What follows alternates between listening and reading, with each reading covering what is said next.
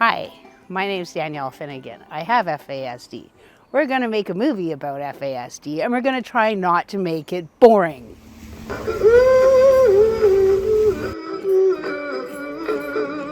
worry. Be happy. Don't worry, be happy. 25 million people under the age of 40 have fetal alcohol spectrum disorder. One of those people is Danielle Finnegan. Dorothy adopted Danielle when she was 10 days old. They presently both live on Salt Spring Island, British Columbia. This is my mom, Dorothy. She's going to talk about my childhood. Well done, dear. And do nothing. This awareness campaign is in partnership with GIFTS, Gulf Islands Families Together Society. The goal of this movie is to raise awareness about FASD on Salt Spring and surrounding Gulf Island.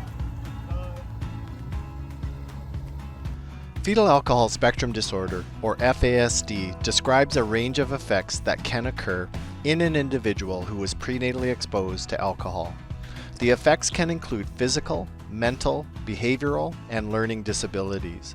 FASD is a lifelong, brain-based disability that impacts individuals, their families, and society. There is no treatment for FASD. There's understanding and acceptance. And for me, one of the hardest things was to accept that I have FASD, because I didn't like that diagnosis when I got it, and it was very upsetting to me. And it's frustrating because everybody else can do stuff and you can't do the same things, but you're expected to do the same things. And there's nothing wrong with you because you look like everybody else, but the reality is your brain is damaged. I didn't really get diagnosed with FASD until I was in my late 20s. I went to school, I went to kindergarten in French immersion, and that was a very, very bad idea.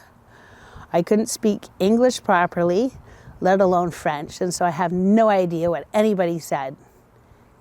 But I did learn to count to 10 in French, but that could have been because of Sesame Street and not really French immersion.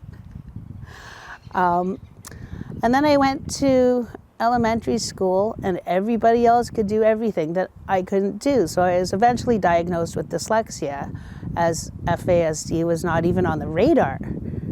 I'm old. That was a long time ago. My mom kept fighting and realized that there is something still not quite right with me.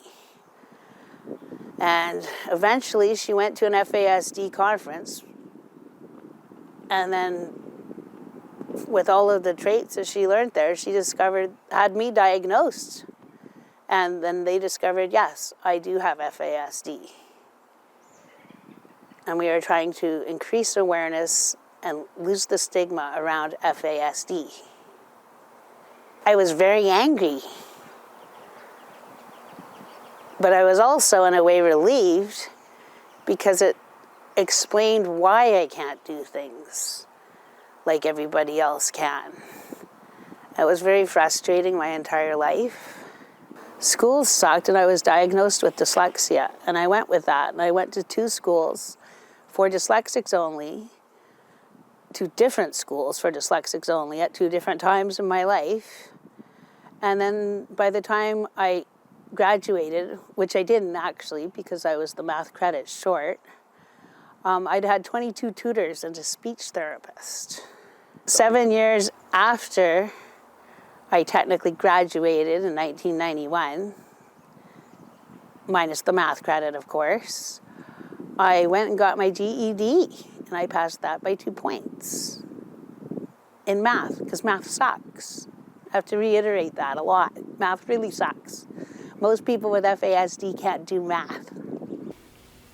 And the sad thing is we know that there are so many other people out there. And I'm sure in our community we've got lots of them. 1 in 4 people. Yeah.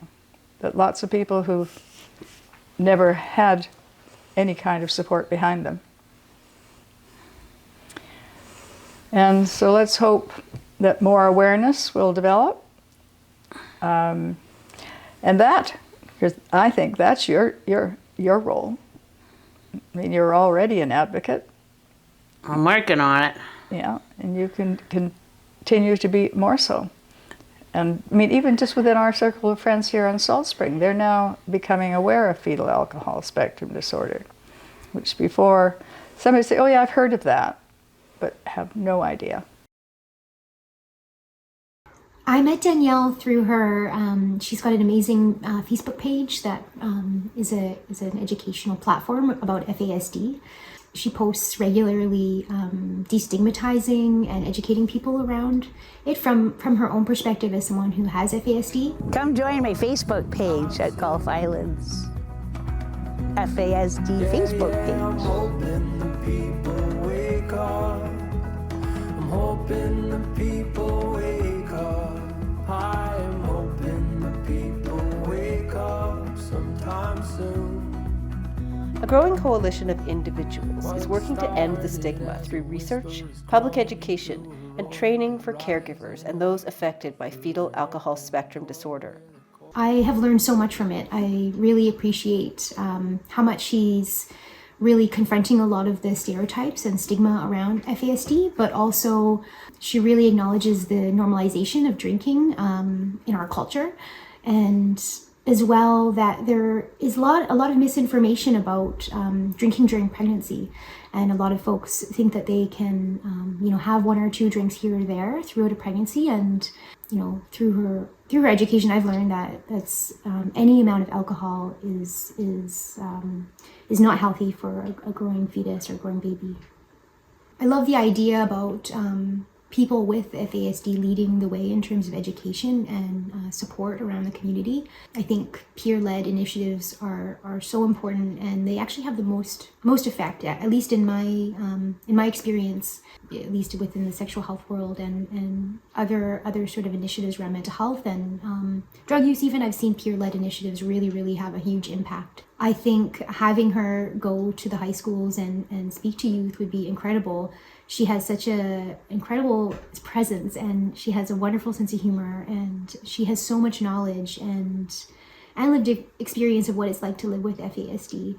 And I think talking to youth while they're young about the effects of alcohol on pregnancy can be really powerful.